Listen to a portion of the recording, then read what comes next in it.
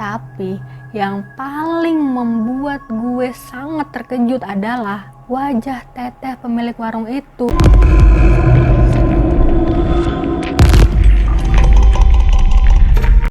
Halo, welcome back to my channel. Nama gue Yani. Makasih yang udah mampir, tapi jangan cuma mampir. Tonton video ini sampai selesai, oke? Oke, di part 1 kemarin kan gue udah ceritain ya gimana perjuangan Kiki dan juga Bayu berusaha bangkit dan juga berjalan setelah jatuh dari jurang. Sampai akhirnya Bayu membangunkan Kiki dan lalu mereka berdua berjalan sampai akhirnya Bayu melihat ada sebuah warung nih di tengah hutan. Yang belum nonton part 1, gue saranin kalian nonton dulu ya part 1-nya. Nanti baru balik lagi ke video ini. Tapi sebelum masuk ke ceritanya, jangan lupa subscribe dulu channel ini. Oke, kalau udah sekarang pasang headset kalian, kemudian di full screen, tenang, ini nggak bakal ada jump scare. Yuk, langsung aja kita masuk ke ceritanya. Kali ini gue akan bercerita pada sudut pandang Kiki ya. Di ujung jalan, samar-samar tuh terlihat ada sebuah gubuk yang nampak seperti warung. Walaupun tidak ada penerangan listrik dan hanya mengandalkan beberapa obor di sisi kanan dan juga sisi kiri. Gubuk itu tampak sangat terang di tengah gelapnya hutan ini. Hati kecil gue sebenarnya menyerukan untuk segera lanjut dan pergi menjauh dari warung itu. Tapi Bayu bersikeras untuk mendekati warung itu, untuk meminta pertolongan. Ki, ada warung. Kita bisa minta tolong sama pemilik warungnya. Mana wangi banget lagi pisang gorengnya. Gue lapar, Ki.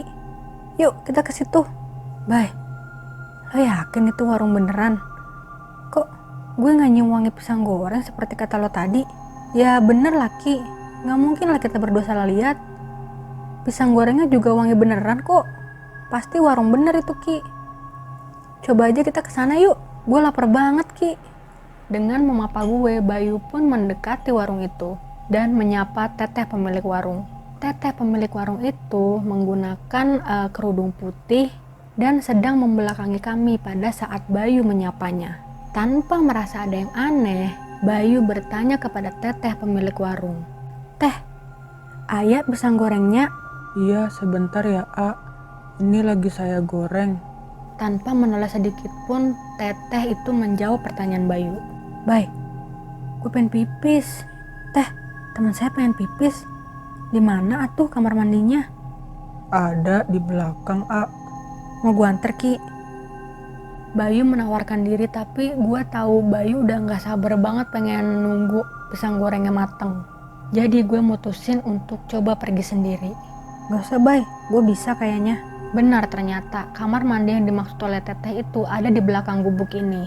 Di sini tidak ada lampu penerangan, hanya ada obor di depan pintu kamar mandinya. Gue masuk, gue berjongkok dan mulai pipis. Tiba-tiba ada suara orang menggedor-gedor pintu kamar mandi. Sebentar, saya lagi pipis. Gue teriak buat menghentikan orang yang menggedor-gedor pintu kamar mandi. Gedoran pintu berhenti dan keadaan hening sebentar. Tapi ketika gue hendak mengaitkan celana setelah pipis, tiba-tiba gedoran pintu dimulai lagi dan makin kencang, sehingga sampai mengguncang pintu reot kamar mandi ini. Iya, saya keluar. Gue berteriak kemudian membuka pintu. Anehnya, ketika gue membuka pintu, tidak ada seorang pun di luar. Merasa ada sesuatu yang gak beres, gue pun jalan tertatih menuju Bayu. Gue melihat Bayu sedang menikmati pisang gorengnya. Dan Teteh pemilik warung masih dengan posisi yang sama, yaitu membelakangi Bayu. Hampir setengah porsi pisang goreng sudah dilahap oleh Bayu. Lalu gue bertanya, Teh, tadi ada orang gedor-gedor pintu kamar mandi. Siapa ya, Teh? Pas saya buka tadi nggak ada. Oh, itu yang tinggal di sini juga. Teteh itu menjawab dengan pelan. Tapi saya buka tadi nggak ada, Teh. Gue yakin penglihatan gue tuh nggak salah. Nggak ada siapa-siapa di sana. Nggak ada juga orang yang dimaksud oleh Teteh ini. Dia nggak suka sama yang dibawa AA ini. Suara Teteh pemilik warung kali ini mulai terdengar menyeramkan ya di telinga gue. Dan spontan Bayu tersedak. Nggak suka? Nggak suka kenapa, Teh? Nggak suka sama yang ngegantung di leher AA. Ini maksudnya, Teh. Bayu menunjukkan jimatnya.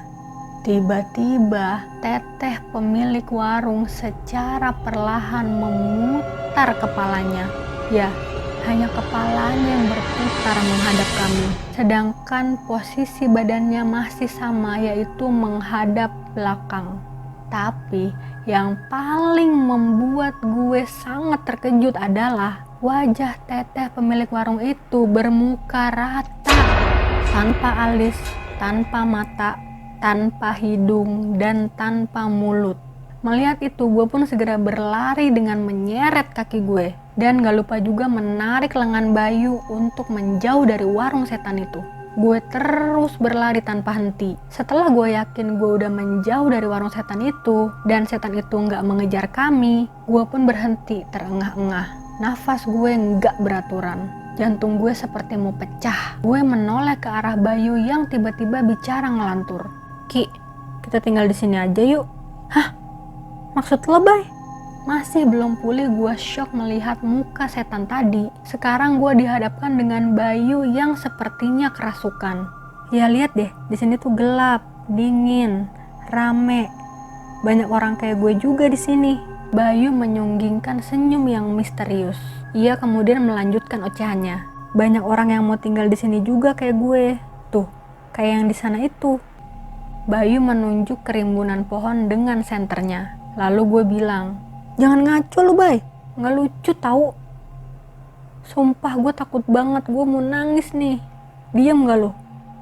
Awas jangan ngomong aneh-aneh kayak gitu." Tiba-tiba Bayu bersenandung dan juga tertawa. Tatapannya tampak kosong dan ngebuat gue makin merinding mendengar senandungnya. "Tinggal di sini aja ya kita, Ki. Kita tinggal di sini.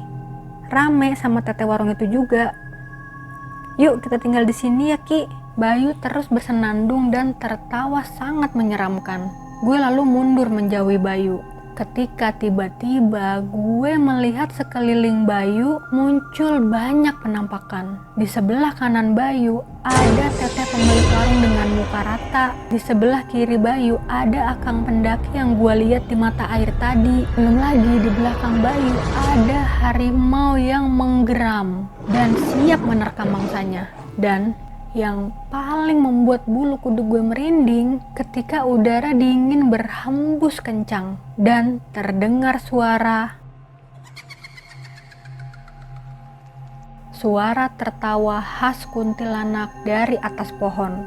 Rupanya sosok itu sedang mengayun-ayunkan kakinya di atas pohon. Gue pun mulai menangis karena ketakutan. Gue berdoa sambil menangis. Semakin kencang gue berdoa, semakin dingin udara di sekitar gue. Lalu gue mendengar suara yang mirip desisan dan bisikan-bisikan yang semakin lama semakin nyaring di telinga gue. Tapi gue nggak bisa dengar dengan jelas apa bunyi bisikan itu. Dan tidak ada siapapun di situ, hanya ada gue, Bayu, dan mereka yang sedang mengamati gue. Di antara doa yang gue panjatkan, gue meminta agar Kang Daud mencari gue dan Bayu yang sekarang menghilang. Tak lama kemudian seolah doa gue terjawab. Tiba-tiba gue mendengar suara seseorang memanggil gue. "Dik, Dik." Suara yang sangat terasa familiar. Gue menoleh dan melihat sekelebatan bayangan yang mirip dengan Kang Daud di antara pepohonan. Bay, sadar Bay. Itu Kang Daud memanggil gue di sana." Gue masih berusaha menyadarkan Bayu dari kesurupannya. Tiba-tiba dengan mata melotot Bayu menggeram ke arah gue. "Gak mungkin ada Kang Daud, Ki. Sini cuma ada orang mati, Ki. Seperti kami ini." Bayu kembali tertawa menyeramkan. Dengan membaca bismillah, tanpa pikir panjang gue menyenter ke arah bayangan yang mirip Kang Daud. Dan gue pun mulai berlari meninggalkan Bayu yang sedang kerasukan itu. Gue terus berlari menyeret kaki gue mengikuti bayangan sekelebat itu. Gue lari makin dalam, makin menembus ke dalam hutan ini. Tiba-tiba senter gue mati dan keadaan di sekeliling gue langsung gelap seketika.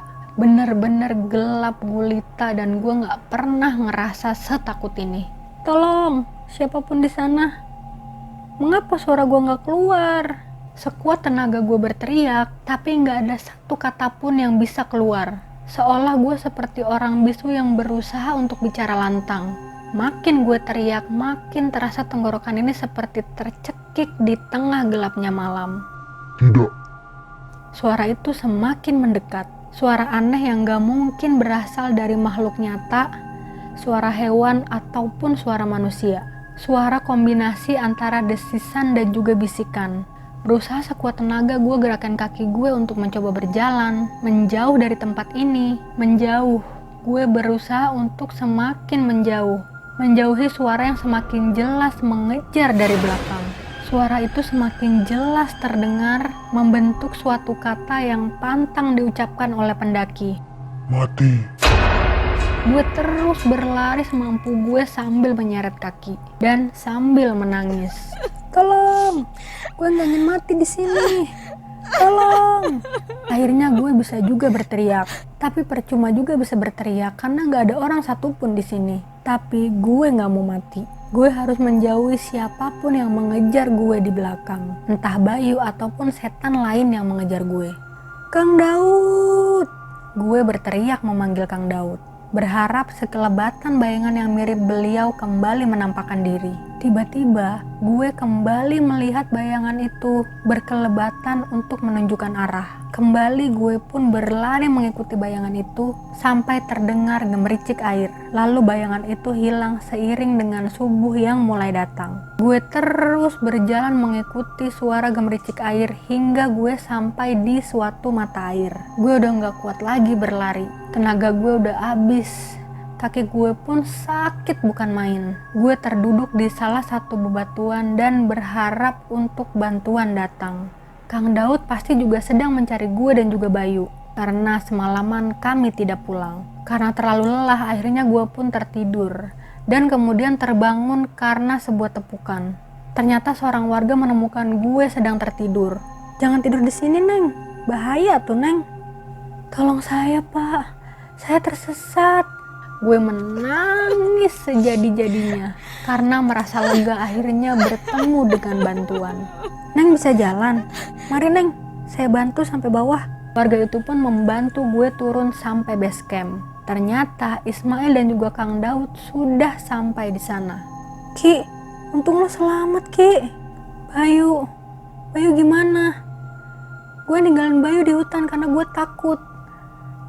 Dia kesurupan. Setengah terisak gue menanyakan keadaan Bayu kepada Ismail. Udah, lo istirahat dulu. Makan terus lo tidur ya. Pasti lo capek banget. Nanti biar Kang Daud yang nyeritain ya. Ismail kemudian memberikan teh hangat biar gue tenang. Setelah selesai beristirahat, Kang Daud akhirnya mengajak gue untuk mengobrol. Udah tenang kamu, Dik? Sudah, alhamdulillah Kang. Bagaimana Kang? Apa Bayu sudah ketemu? Karena kamu sudah tenang, saya akan cerita Dik. Kami sudah menemukan Bayu. Alhamdulillah. Gue segera memanjatkan syukur. Gue merasa bersalah banget karena gue saking takutnya sampai ninggalin sahabat gue sendirian. Tiba-tiba Kang Daud bilang, saya turut berduka cita Dik. Yang kami temukan jasad Bayu Dik. Bayu meninggal di tempat setelah kalian jatuh dari tebing itu. Hah? Maksud Akang? Bayu meninggal di tempat? Tapi saya diajak Bayu, Kang. Kita ketemu di warung dan ternyata itu warung setan. Terus kita kabur. Terus Bayu kesurupan. Tapi dia masih hidup waktu saya tinggalin dia di sana, Kang. Dokter sudah memastikan Dik bahwa Bayu meninggal di tempat karena patah leher waktu kalian terjatuh. Enggak mungkin Kang. Saya yakin Bayu masih hidup Kang. Jadi gini Dek, tadi malam saya bersemedi memanggil kamu yang masuk ke dunia mereka Dik. Tapi Bayu sudah meninggal Dik. Yang bersama kamu tadi malam itu bukan Bayu sahabat kamu Dik. Innalillahi wa inna ilaihi raji'un. Gue menangis meratapi sahabat gue yang udah gak ada. Lalu terakhir Kang Daud menutup ucapannya dengan kalimat seraya perlahan menepuk bahu gue. Beruntung kamu tidak ikut makan makanan dari dunia mereka Dik. Jadi kamu tidak terbawa selamanya ke dunia mereka. Nah, Karena pengalaman itulah yang akhirnya membuat gue sampai trauma. Sehingga kali itulah pertama dan juga terakhir kali gue mendaki gunung. Oke, itu dia tadi kisah mistis pendakian yang dilakukan oleh 3 orang sahabat di Gunung Salak. Semoga dari kisah ini kita bukan menjadi takut ya, tapi dapat kita ambil hikmah dari kejadian tersebut ya teman-teman. Jangan lupa like, comment, share, dan juga subscribe ya ke channel ini. See you on my next video. Bye!